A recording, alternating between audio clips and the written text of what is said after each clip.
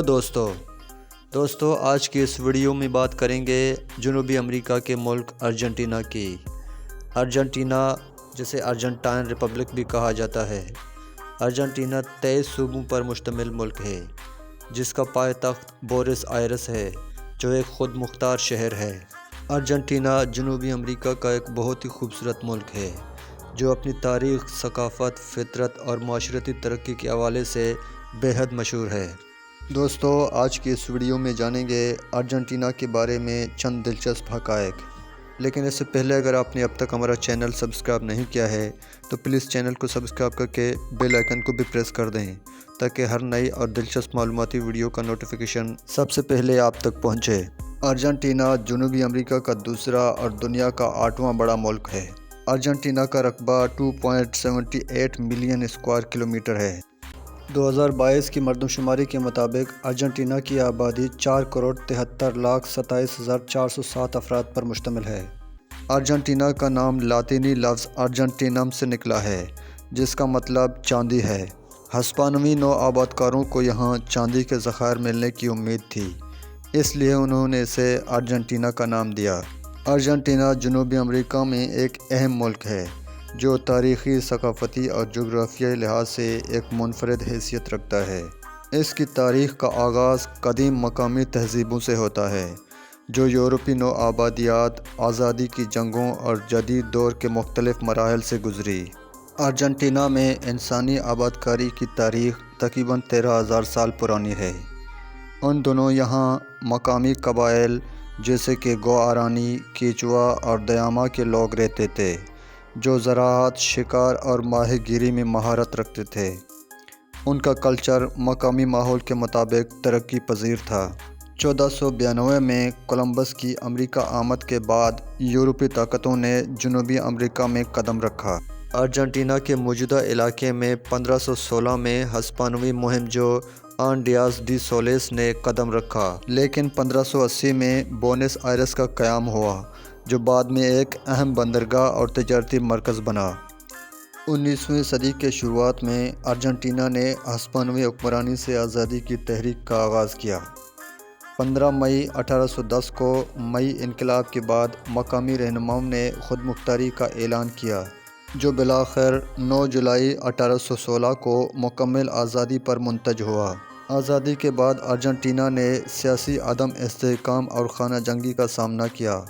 1853 میں آئین کی منظوری اور 1862 میں بونس آئرس کو دارالحکومت بنانے کے بعد ملک نے معاشی ترقی کی جانب قدم رکھا۔ یورپی مہاجرین خاص طور پر اطالوی اور اسپانوی بڑی تعداد میں ارجنٹینا آئے جس سے زراعت اور صنعت میں تیزی آئی۔ 20ویں صدی کے دوران ارجنٹینا کو کئی بحرانوں کا سامنا رہا جن میں فوجی حکومتیں، عوامی تحریکیں اور جمہوریت کی بحالی شامل ہیں۔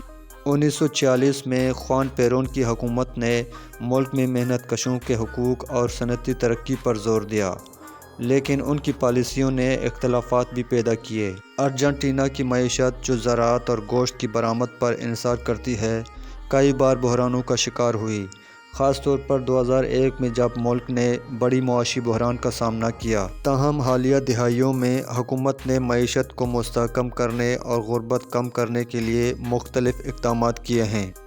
ارجنٹینا کی ثقافت میں یورپی اور مقامی عناصر کا امتزاج پایا جاتا ہے۔ ٹینگو موسیقی اور رقص، فٹ بال اور کھانوں میں اسادو جو گوشت کا ایک باربیکیو ہے، دنیا بھر میں مشہور ہیں۔ ارجنٹینا کی تاریخ، جدوجہد اور ترقی، مقامی تہذیبوں سے لے کر جدید جمہوریت تک، یہ ملک اپنی ثقافتی وراثت اور عوام کی قوت ارادی کی بدولت دنیا میں ایک منفرد حیثیت رکھتا ہے۔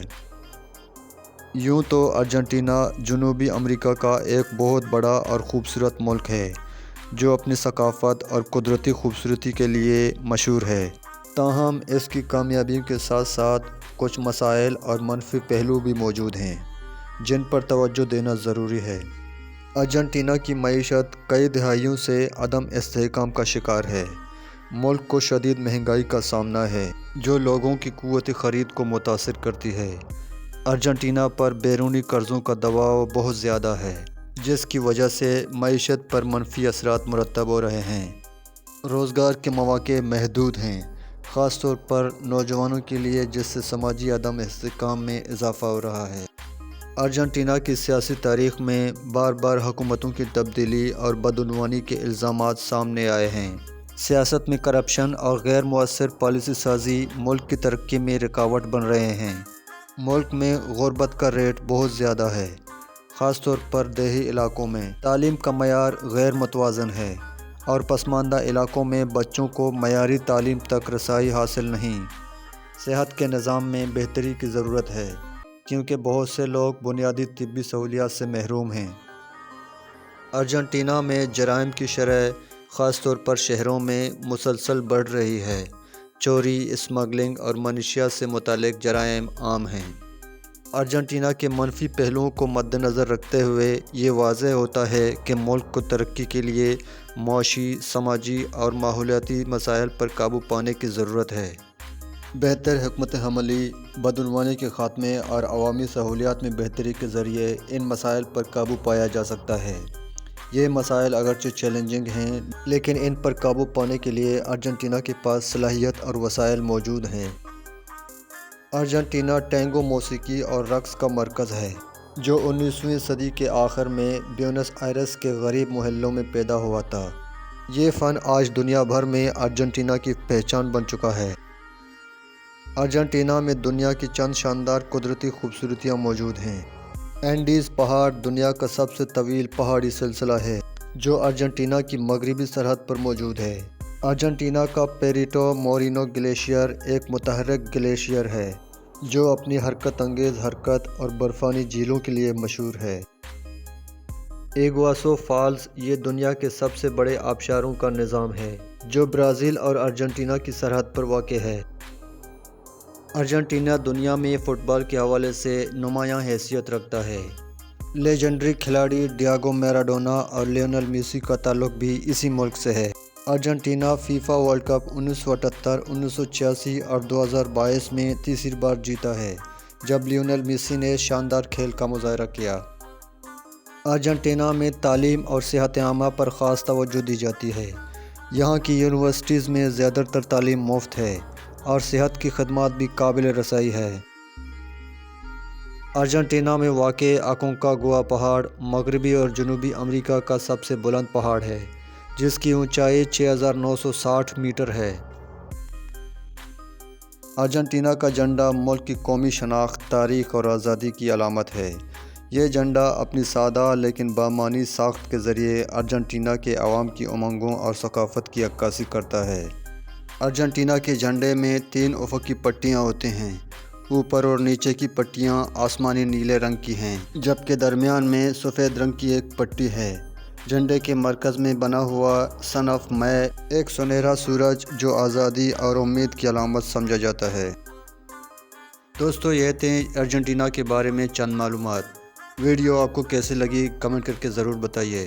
ویڈیو کو لائک کریں، ہو سکے تو اسے اپنے دوستوں میں شیئر بھی کریں، اور ہماری حوصلہ افزائی کے لیے چینل کو ضرور سبسکرائب کریں، تاکہ ہم ایسی معلوماتی اور انٹرسٹنگ ویڈیو آپ تک بر وقت پہنچاتے رہیں۔ اگلی ویڈیو تک اپنا خیال رکھیے گا۔